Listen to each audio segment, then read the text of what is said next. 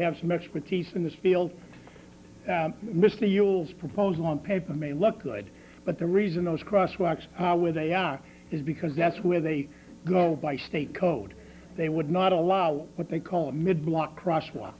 And the reason for that is people, when they're coming to an intersection, they expect to see people crossing right at the corner, not, say, 75 yards down. So to put that crosswalk in, first of all, the crosswalk would be illegal. So if the town did it without any graces from the state, they would then be liable if there was an accident there, because this is where they told the people to cross. As far as the light goes,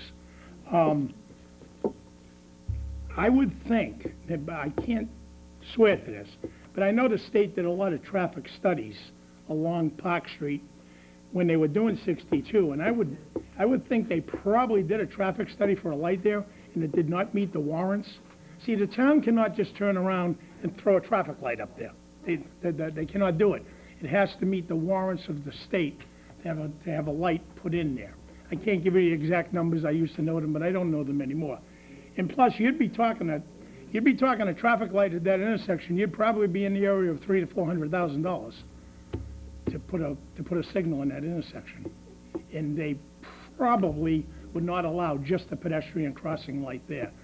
They, in my experience, what I've seen is they would make you put in fully functional intersection lighting there.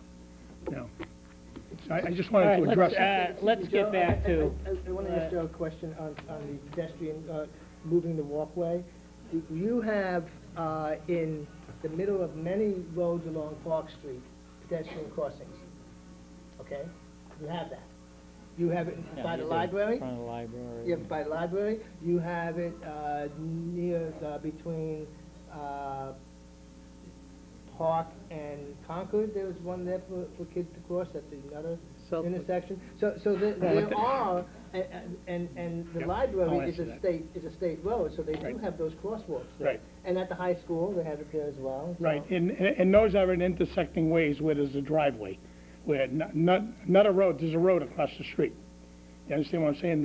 There's a corner there. No. In front of the library, there's no. I didn't say in front of the library. That's what I'm Well, talking I'm going to address that right now, and I'm going to address it truthfully. That crosswalk should not be there. That's all I can tell you. So we're vulnerable. Yes, that crosswalk should not be there. But the state put it there. But the state put it there. Or did we? So much for the state. So, All right, look, let's get back to it. It's late. It's late. All we have to do is decide we're going to make a decision tonight, or we're going to table it until our next meeting, based on the information that we're trying to acquire. So what's the wishes of the board at this point? I think Sean has requested that you wait. Steve has said that he would go along with Sean's suggestion, and therefore I would like that the same thing. And if the board wants to table it, I'll just postpone. So we're going to table this. We're expecting some information from...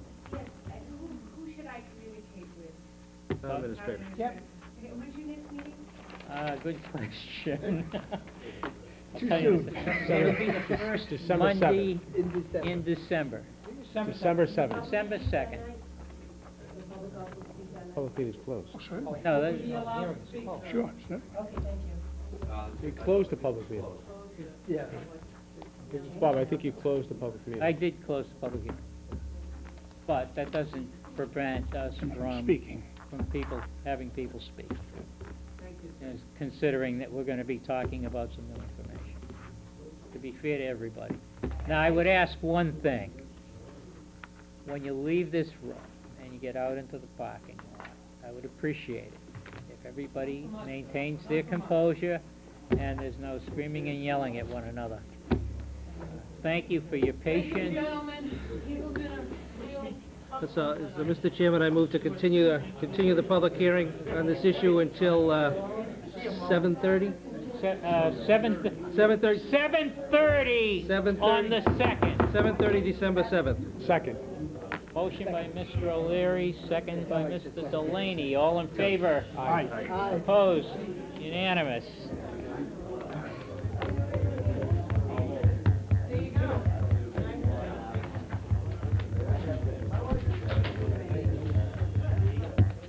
Do you have any further business? No, Madam Mayor, the executive session matter I have is not urgent, it can wait.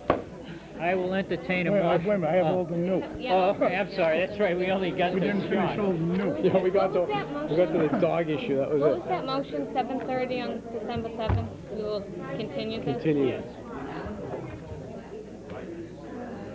Mr. Delaney, you had something else? It can wait till the next meeting. Mr.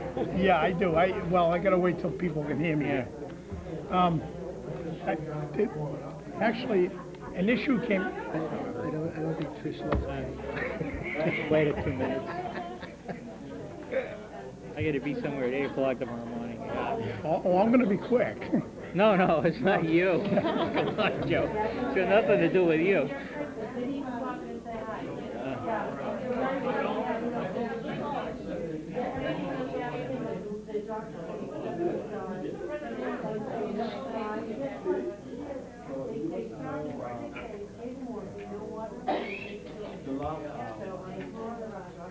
Greg, is there a copy of the police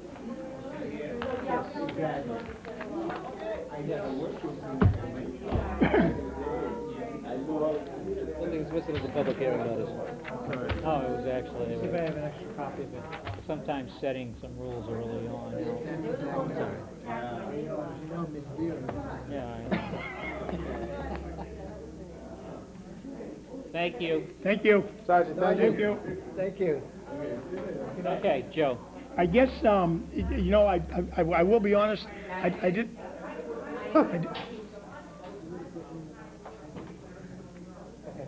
Thank you very much. Word. Thank you so much. Someone's forgotten a scarf or a coat. Where's Jeff going? Jeffrey. Jeff, Oh, no, it's still open session. it's open session. I did not have this question when I came into the meeting tonight, but there was a lot of other information I gained tonight. And the question was on a wine tasting. I guess my question is, I can only assume that it's the establishment down by the schools. And can they give away alcoholic beverages? First of all, wine tasting is, there are pages and pages of regulations that the ABCC has, and I won't pretend that I can cite those for you in any accuracy. However, they do not require permission of the local licensing authority to conduct a wine tasting. They are required to limit the ounces that are served and the number of drinks that a person can have. There are a number of other restrictions that are involved in that. And to the best of my knowledge, is anyone that's participating in a wine tasting in North Reading is aware of those regulations. Okay. Again, it's regulated through the ABCC. Okay. It's really up to them to determine that. And I can provide you with a copy of the regs. They're quite lengthy. I was surprised when we went and looked at it, because this question had been raised to us prior to tonight. We were unaware of the fact that there were pages and pages of regulations relating to wine tastings. No, I was only questioning because I didn't know. No. I didn't know. And they, they can't serve it, but they can give it away. I didn't. They can give it away under a number of different Yeah, stipulations. okay.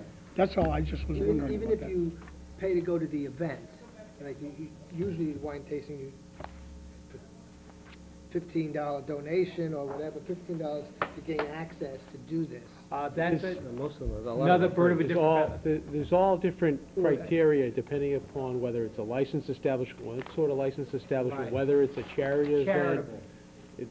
The same question was asked of me, and I inquired of Karen Marlin. She provided me quickly just a printout, 2-page printout, a synopsis of it, but there are pages and pages of state bylaws, codes of regulations, statutes pertaining to wine tastings, but it can be done provided they satisfy the criteria, serving food, limiting the ounces that are served, and so forth, towards a customer that comes I in. think part of the concern, actually, if we're talking about the one at the corner of Park and Havel Street, I mean, obviously, that's in a school zone, Right. and occurring in a school zone, I would hope that the owners would exercise a little more discretion, because that was one of the issues when they came in looking for the license, was allowing beer and wine to be sold within a school zone. We didn't see any particular issue with that at the time, but this matter didn't come up. And I guess there's and again, there's an awful lot of foot traffic with students and kids at the time yeah. when these wine tastings are taking place. Really? Unless it's the weekend. Again, I don't know what it is, but I would assume there's they would some out. take place Friday at night. nights, Friday nights, I believe, from what I've heard. I haven't seen any sign of it. I heard it was Friday Yeah, I night know- from 5 to 8. You know, one of the other liquor stores out in 28 has a wine tasting Periodic, once a yeah. year or twice a year or something, but, limited.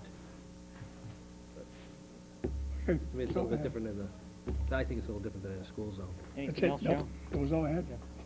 We're doing, old business, new business? Yeah, I gotta find it now. Anybody else go? Good. Jeff is digging. That old and new can wait until 2 weeks from now? maybe? Steve? Well, mine is just, I was a little bit remiss at the town meeting, and again, I wasn't here at our last meeting. At a town meeting, I meant to get up and I was distracted, I guess, special town meeting, but former Selectman Fred Keyes passed away recently, and Fred was a two-term member of this board during an interesting and transitional time for our community when we switched charters. And he and his, one of his colleagues, Ben Sands, his good friend Ben Sands, made significant contributions to this community during their tenure. Additionally, Fred was a longtime member of the faculty at North Reading High School and became mentor to many a student there. And again, he served this community extremely well. He was a local attorney for 42 years here. His son Joe happens to serve on the Board of Appeals for us, following in his father's footsteps in public service, and I just think it was important. And again, I apologize to Franny and Joe and Freddie and Michael for not mentioning their I owe father the same sooner. apology because I had it on my head too. Yeah, I don't know you what know, happened. expressing our gratitude to Fred's service to our community, the contributions that he's made over the years, which was significant, and he was also a very good friend. And sad to see his passing, but a terrific guy and a terrific public servant I always recall him as a gentleman. and a gentleman. Yeah, great guy. Steve, Yes. As you, I believe, all are aware that there was a 10th anniversary for Class Inc.